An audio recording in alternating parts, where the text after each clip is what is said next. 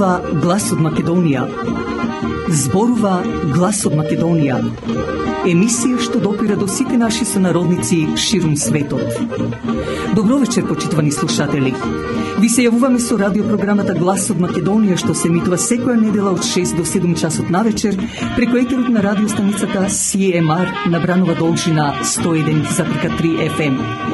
Ова радиопрограма за овој час нека ви пренесе со мислите во вашата прва татковина Македонија, во земјата на сонцето и градината на рајот. Нека топло допре зборот и песната македонска во вашиот дом, а вие бидете секогаш дел од нас, за да и ние бидеме вечно со вас. Па, пријатна разонуда со вашиот уредник и водител Драгица Белчевска.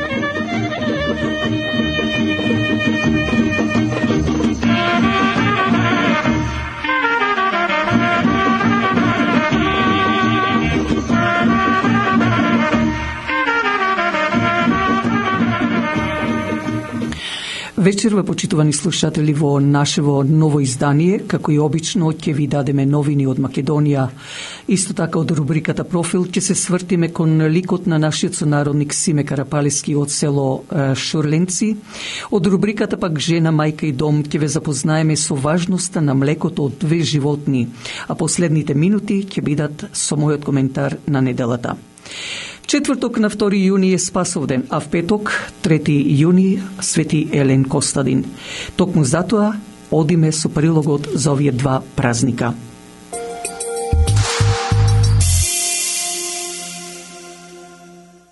На 2 јуни го прославуваме споменот на Христовото вознесение, односно Спасовден. 40 дена по воскресението, Спасителот Исус Христос го остварил она што го ветил на почетокот. Се вратил при својот Отец, за да им го испрати на учениците духот на вистината. Од тој момент, Синот Божји седи од десната страна на Отецот.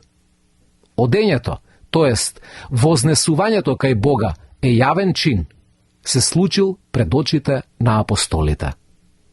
Христос се подигнал во воздухот и облак го подземал, носејки го на небото.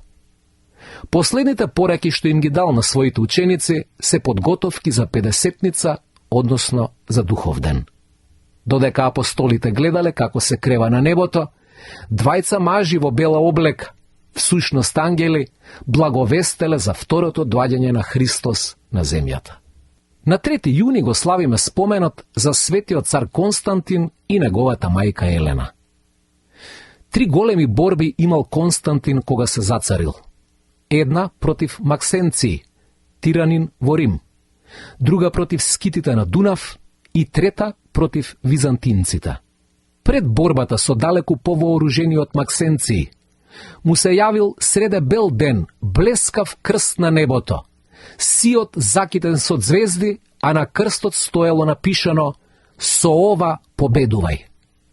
Со силата на крстот, царот Константин стекнал славна победа над бројно надмоćниот непријател. Веднаш потоа, во 313 година, царот Константин го издал Миланскиот документ со кој престанале гонењата и убиствата врз христијаните. Откако ги победил византинците, тој изградил прекрасна престолнина на Босфор, позната како Константинопол или Цариград, денешен Истанбул. Повеќе од 10 векови, Византија беше светски бисер, а татко на таа империја беше токму Константин. Благочестивата мајка на царот, Света Елена, исто така била ревносна христијанка. Таа го посетила Ерусалим и го пронашла честниот крст Господов, а на Голгота ја изградила црквата на Воскресението. Починала во 327 година. Царот Константин поживеел до 337 година, кога се представил пред Бога. За многу години. Па нека бидат честити имендените на сите кои ги носат овие празници, а за Константин ќе верувам дека на многу од вас ви е познато дека беше роден во близина на Ниш, тогаш Македонија, а сега во Србија. Ќе дадеме за него некаде, реков, во од наредните наши емисии.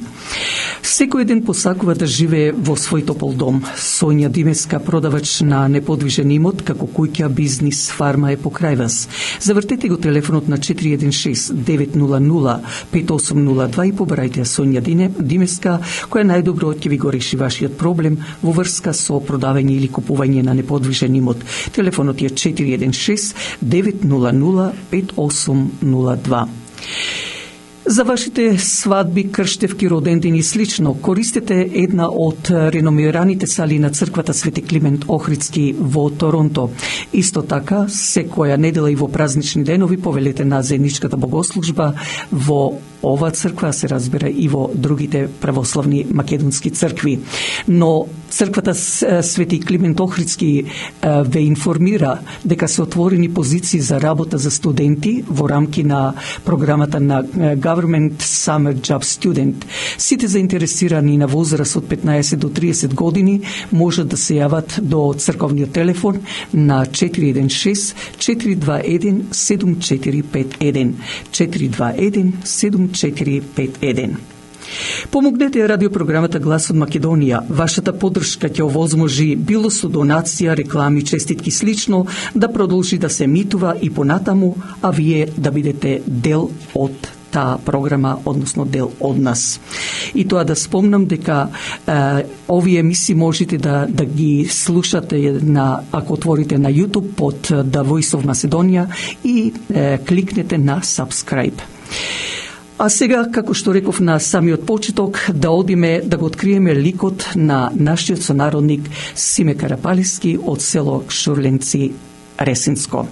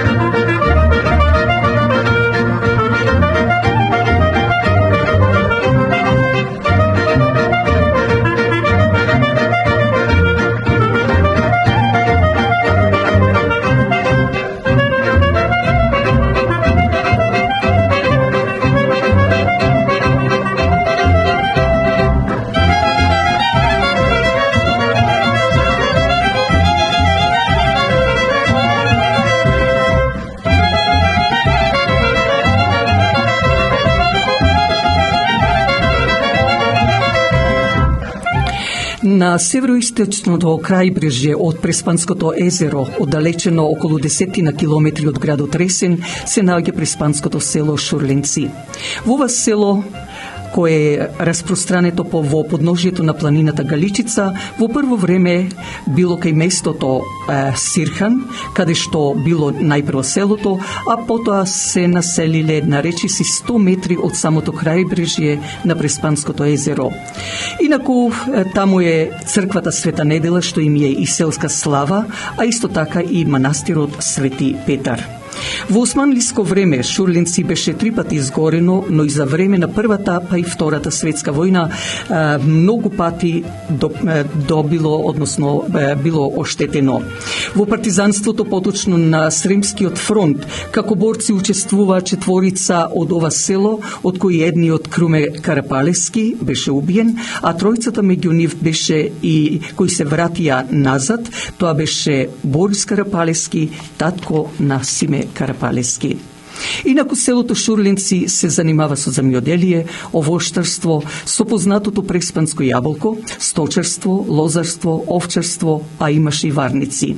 Од ова село некои се иселија во Канада, Австралија, европските земји, а помладата генерација пак во градот Ресен и другите градови во Република Македонија.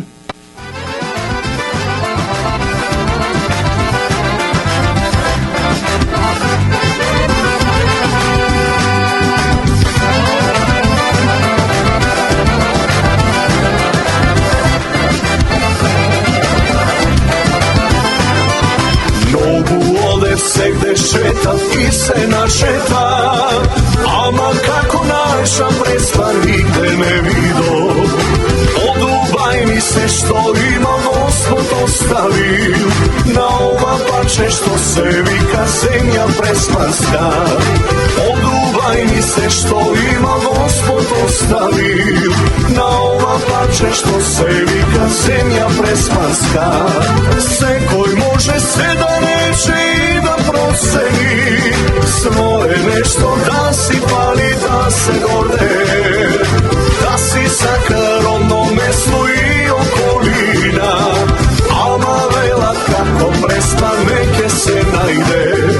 Секој може се да рече и да процени, свое нешто да си пали, да се горде, да си сака родно место и околина, ама вела како преспане ке се најде.